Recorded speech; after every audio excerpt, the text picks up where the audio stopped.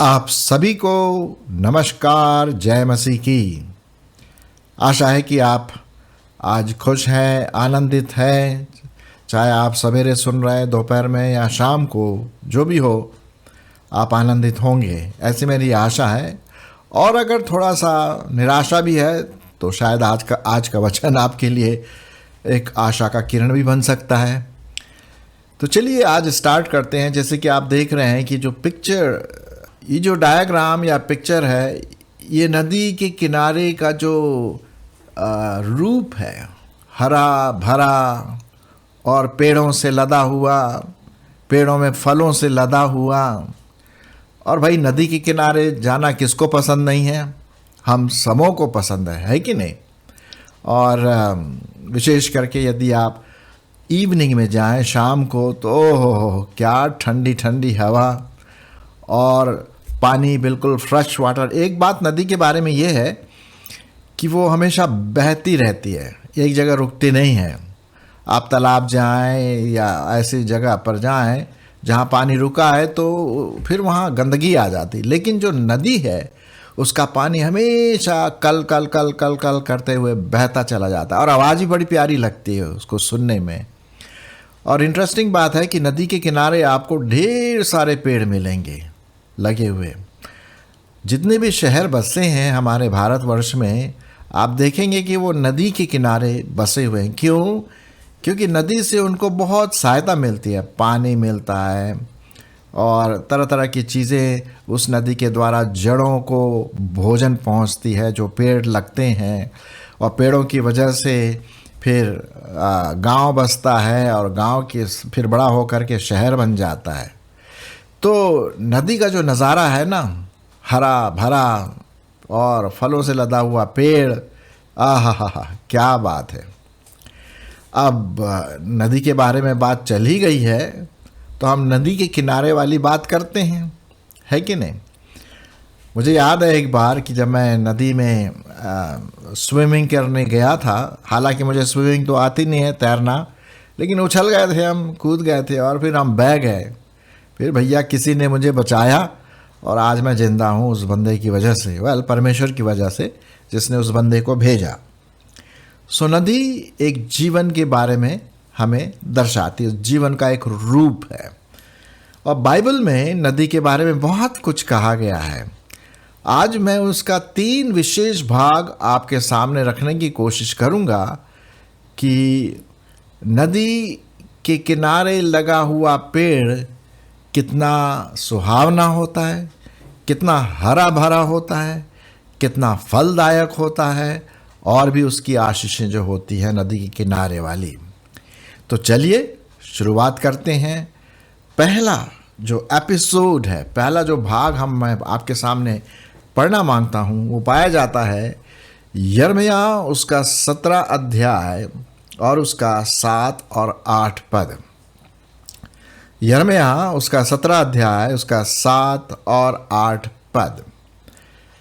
यहाँ इस प्रकार से लिखा हुआ है, धन्य है वह पुरुष जो यहोवा पर भरोसा रखता है, जिसने परमेश्वर को अपना आधार माना है। वह उस वृक्ष के समान होगा जो नदी के किनारे लगा हो और उसकी जड़ जल के पास फैली हो। जब धूप होगा तब उसको न लगेगा, उसके पत्ते हरे रहेंगे और सूखे वर्ष में भी उनके विषय में कुछ चिंता न होगी, क्योंकि वह सब समय तक फलता ही रहेगा। क्या बात है, परमेश्वर का वचन है। धन्य है वह पुरुष। कौन धन्य है? जो यहोवा पर भरोसा रखता है। उसका ट्रस्ट, उसका विश्वास मनुष्यों पर नहीं है। जो मनुष्यों पर विश्वास करते हैं, बाइबल में लिखा हुआ है, वो श्रापित हैं, उनको कोई आशीष नहीं मिलेगी, बल्कि वो सूखे पेड़ के समान होंगे। लेकिन जो व्यक्ति यहोवा पर भरोसा रखता है हर चीज के लिए, उसकी प्राथमिकता परमेश्वर यहोवा ही है, और जिसने परमेश्वर को अपना आधार माना है। आधार, आजकल आप जानते हैं आधार कार्ड जो है बहुत इम्पोर्टेंट होता है। ऑफिस में चले जाइए, गवर्नमेंट सर्विस में चले जाइए, कॉलेज स्कूल में एडमिशन चाहिए, मतलब ये आपका एक प्रकार का चिन्ह है, आप कौन हैं, आपके बारे में एक आइडेंटिफिकेशन देता है कि आप ये व्यक्ति हैं। तो आधार, हमारा आधार कौन है? हमारा आधार प्रभु परमेश्वर है। सो धन्य है वह पुरुष जो यहोवा पर भरोसा रखता है, जिसने परमेश्वर को अपना आधार माना है। और वो किसके समान है? वह उस वृक्ष के समान होगा जो नदी के किनारे लगा हो, हाँ, और उसके जड़ जल के पास फैली हो। अब जब नदी के किनारे लगा रहता है तो क्या होता है? उसको 24 घंटे फ्रेश वाटर, ताज़ा पानी मिलता रहता है, और उसके साथ जो भी और खाना केमिकल्स आते चले जाते हैं वो जड़ को मिलता है। और जड़ हरा भरा होकर के, पत्ते हरा भरा होकर के वो पेड़ बहुत फल लाता है, दूसरों के लिए छाया का कारण बनता है। वो व्यक्ति धन्य है। और उसकी तुलना हम देखते हैं उस पेड़ से की गई है जो नदी के किनारे लगा गया है ना। तो पहली बात हम देखते हैं वो जो नदी के किनारे लगाया हुआ जो पेड़ है किसके समान है? वो उस व्यक्ति को दर्शाता है जो परमेश्वर को अपना आधार मानता है, परमेश्वर को अपना चट्टान मानता है, परमेश्वर पर पूर्ण भरोसा रखता है। वो उस पेड़ के समान है जो नदी के किनारे लगे है और वो फलता फूलता है। चलिए हम एक दूसरा और नदी के किनारे की बात करते हैं, और वो पाया जाता है भजन संहिता उसका पहला अध्याय। भजन संहिता उसका पहला अध्याय 1 से 3। यहाँ पर भी हम एक देखते हैं वो पेड़ जो नदी के किनारे लगाया गया। पहला वाला पेड़ हमने देखा है ना, जो नदी किनारे लगाया गया, वो किसके समान है? वो उसके समान है जो परमेश्वर पर अपना भरोसा रखता है। उस बात को दर्शाता है कि वो फलवंत पेड़ है। दूसरा पेड़ जो नदी के किनारे लगाया गया है, वो शायद आप हो, मैं हूँ, विश्वासी लोग हों। मैं आपके लिए पढ़ूंगा। क्या ही धन्य, मैं 1 से 3 पढ़ रहा हूँ, भजन संहिता 1 से 3। क्या ही धन्य है वह पुरुष जो दुष्टों की युक्ति पर नहीं चलता, ठीक है, और न पापियों के मार्ग में खड़ा होता, और न ठट्ठा करने वालों की मंडली में बैठता है। ये तो नकारात्मक चीज़ें हुई जो वो नहीं करता है। ये व्यक्ति धन्य पुरुष है। क्या आप धन्य पुरुष हैं? क्या मैं धन्य पुरुष हूँ? ऐसी आशा है कि हम दुष्टों के साथ फेलोशिप नहीं करते हैं, संगति नहीं करते, पापियों के मार में खड़े नहीं होते, ठट्ठा उल्टे सीधे गंदे जोक्स वालों के बीच में नहीं रहते। तो फिर हम करते क्या हैं? वो भी बहुत अच्छा लिखा। परंतु दूसरा पद, वह तो यहोवा की वचन से प्रसन्न रहता है। किसके वचन से प्रसन्न रहता है? यहोवा के, परमेश्वर के वचन से प्रसन्न रहता है, और उसकी व्यवस्था पर रात दिन ध्यान करता रहता है।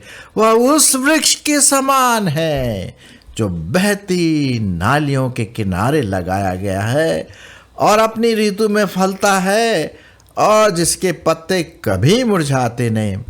इसलिए जो कुछ वह पुरुष करे वो क्या होगा? सफल होगा। ये दूसरा पेड़ है।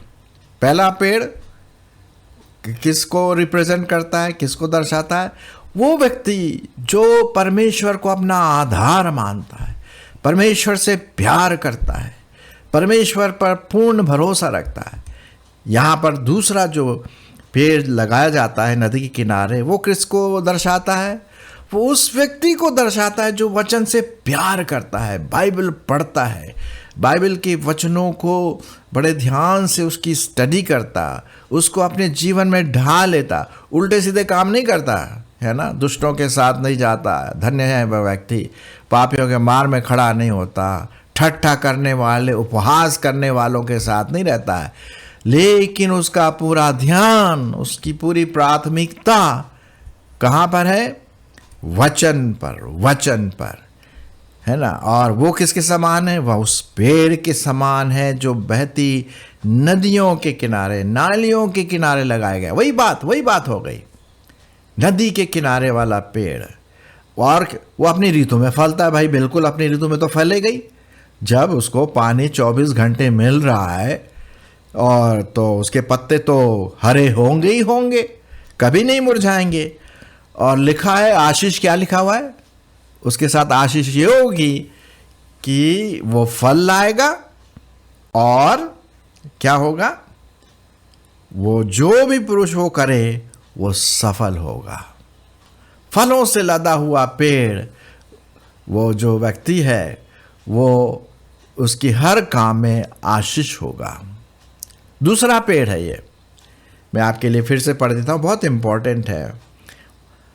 यहाँ पर लिखा हुआ है 1 से 3, क्या ही धन्य है वह पुरुष जो दुष्टों की युक्ति पर नहीं चलता और न पापियों के मार्ग में खड़ा होता और न ठट्ठा करने वालों की मंडली में बैठता है, परंतु वह तो यहोवा के वचन से प्रसन्न रहता है, बाइबल से प्रसन्न रहता है। और उसकी वचन पर क्या करता है?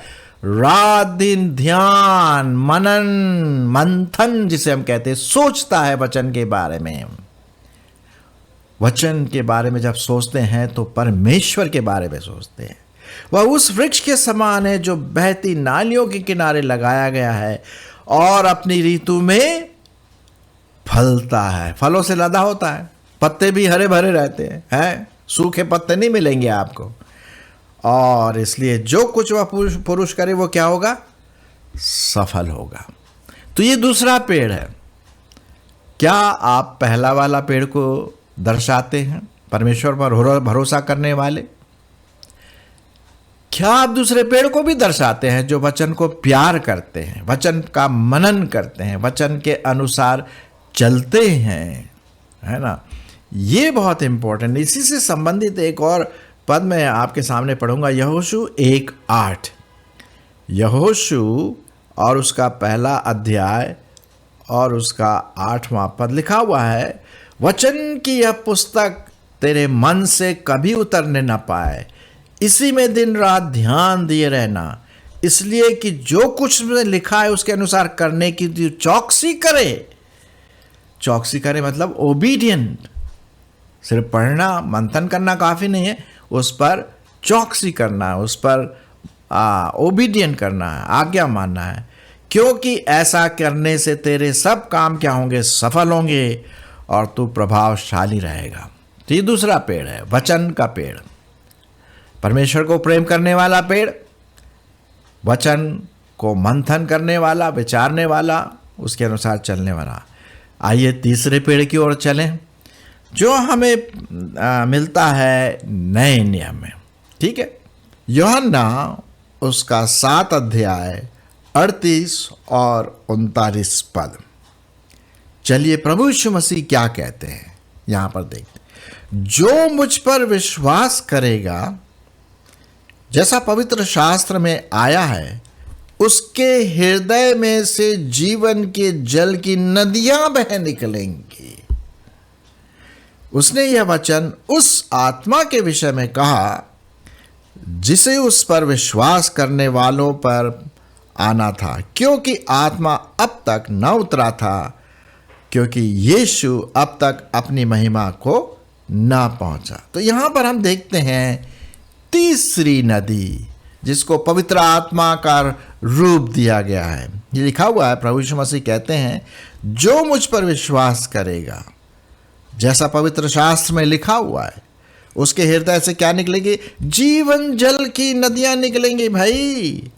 अब और वो ये कैसे होगा? वो पवित्र आत्मा उसके ऊपर आएगा जब वो विश्वास करेगा। और जब पवित्र आत्मा आएगा तो स्वाभाविक है हम उस जीवन जल की नदियों के समान होंगे। यहाँ पर एक और नदी के बारे में ना, जीवन जल की नदियां बह निकलेंगी उसके जीवन से और वो आत्मा का फल लाता रहेगा। लिखा उसने ये वचन उस आत्मा के विषय में कहा जिसे उस पर विश्वास करने वाले पाने पर थे, क्योंकि आत्मा अब तक उतरा नहीं था। तो आत्मा का फल लाएगा। और ये नदी जो पवित्र आत्मा की नदी है, पवित्र आत्मा को दर्शाती है, जीवन की नदी, जब हम इसमें पड़ जाते हैं, हमारा रूट, हमारी जड़ इसमें जब लग जाती है, तो भाई पवित्र आत्मा का फल तो आना ही आना है। आप जानते हैं ना, गलतियों उसका 5 अध्याय और उसका 22 पद से ये आत्मा का फल जो यहाँ पर दिखता है, ये एक और हमारे जीवन से निकलेगी। गलतियों उसका 5 अध्याय 22 पद, पर आत्मा का फल प्रेम, आनंद, शांति, धीरज, दया, भलाई, विश्वास, नम्रता और संयम है। ऐसे ऐसे कामों के विरोध में कोई व्यवस्था नहीं है। और जो मसीह यीशु के हैं, उन्होंने शरीर को उनकी लालसाओं और अभिलाषाओं समेत क्रूस पर चढ़ा दिया है। तो यदि हम आत्मा के अनुसार चले, आत्मा के अनुसार जीवित हैं, तो आत्मा के अनुसार चले भी। ये परमेश्वर का वचन बड़े साफ रीति से कहता है। तो तीसरा जो नदी के बारे में हमने देखा वो है जीवन जल की नदी, आत्मा से भरी वाली नदी, और उसमें मुझे कनेक्टेड होना है, उस पर मुझे जीवित विश्वास लाना है प्रभु परमेश्वर पर, सिर्फ मानसिक रूप से नहीं, मेंटली, लेकिन पूरे व्यक्तित्व को उस जीवन जल में भर देना है। जैसे कि आप अच्छी तरह से जानते हैं कि यदि फोम जो रबर होता है या कपड़ा यदि हम पानी में डुबोएं तो क्या होगा, सब जो पानी है वो कपड़े में सोख लेगा, या वो फोम रबर का जो होता है वो उसमें आ जाएगा। उसी प्रकार से पवित्र आत्मा हमारे जीवनों में आ जाए और हम पवित्र आत्मा के फल ला सके। ये एक और पेड़ है, आत्मिक पेड़। तभी जा कर के हम वो जो जीवन जल की नदी के बारे में लिखा हुआ है, प्रकाशित वाक्य उसका 22 अध्याय, प्रकाशित वाक्य और उसका 22 अध्याय, और वहाँ तब हम उस नदी को देखेंगे स्वर्ग में। वाह वाह वाह, क्या बात है। वहाँ लिखा हुआ है, फिर उसने मुझे बिल्लौर के समान झलकती हुई जीवन के जल की एक नदी दिखाई, जो परमेश्वर और मेमने के सिंहासन से निकलकर उस नगर के सड़क के बीचों बीच बहती थी। नदी के इस पार और उस पार जीवन का पेड़ था, और उसमें 12 प्रकार के फल लगते थे, और वह अपने हर महीने फलता था, और उस पेड़ के पत्तों से जाति जाति के लोग चंगे होते थे। क्या बात है। फाइनली हम उस नदी, अनंत काल की नदी जो स्वर्ग में है, उसका हम आनंद उठाएंगे। सो प्रियो, आज हमने देखा विशेष करके 3 प्रकार के पेड़ों के बारे में जो नदी के किनारे लगाए गए थे। पहला वाला, वो व्यक्ति जो परमेश्वर पर अपना विश्वास रखता है, मनुष्यों पर नहीं, उसको परमेश्वर को अपना आधार माना है, वो नदी के किनारे उस पेड़ के समान है, धन्य है। दूसरा वाला, जो वचन को प्यार करता है, वचन का मनन करता है, वचन को मानता है। भजन संहिता उसका 1 से 3 हमने पढ़ा। फिर उसके बाद तीसरा पेड़, आत्मिक पेड़, जो पवित्र आत्मा की नदी में भिगोया गया है, उसमें पवित्र आत्मा के नदी में जड़ पकड़ा है, ताकि हम अनंत फल ला सकें। आत्मा का फल जिसके बारे में मैंने अभी आपके सामने गलतियों 5, 22, 23, 24 भी पढ़ा। तब जाकर के हम अनंत काल में, अनंत जीवन में वो जीवन जल की नदियाँ देखेंगे जो स्वर्ग में बहती है, और उसका आनंद उठाएंगे। सो आइए हम इन नदियों के पेड़ के समान बने और धन्य बने रहें।